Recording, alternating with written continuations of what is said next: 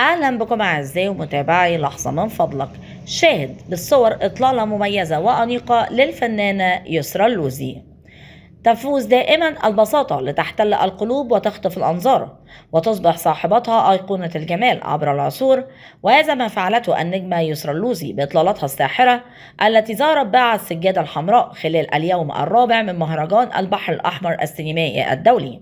وتألقت يسرى اللوزي بنعومة وجاذبية نجمات الزمن الجميل، حيث ارتدت فستانا طويلا مجسما ينتمي لقصة الأوف شولدر ثم من قماش الحرير باللون اللبني الفاتح لتشبه الزهرة في بستان الزهور.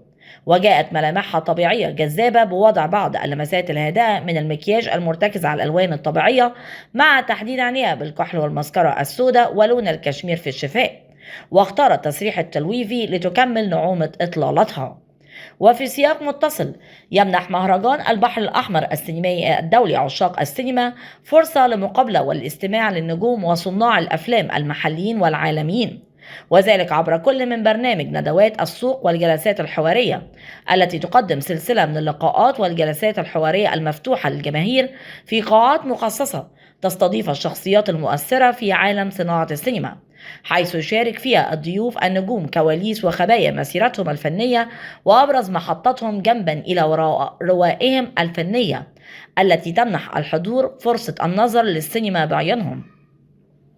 وشارك حتى الآن العديد من الفنانين العالميين في هذه الحوارات، من بينهم كاثرين زيتا وجونز ومونازاكي وميشيل يو وإيميلي بلانيت وإيفا لونغوريا وكارينا كابور ومايكل دوغلاس وسينيسيا إيريفو، ولا تزال هناك 13 محادثة على جدول البرنامج.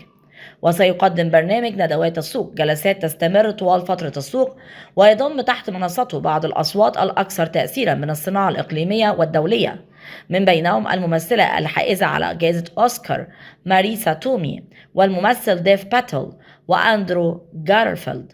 وتشهد ندوات السوق غدا الاثنين ندوة بعنوان ممثل تحت المجهر أندرو جارفيلد في قاعة ندوات السوق، جلسة حوارية مع شاردا كابور، وجلسة حوارية مع مايكل مان، وجلسة حوارية مع محمد سامي.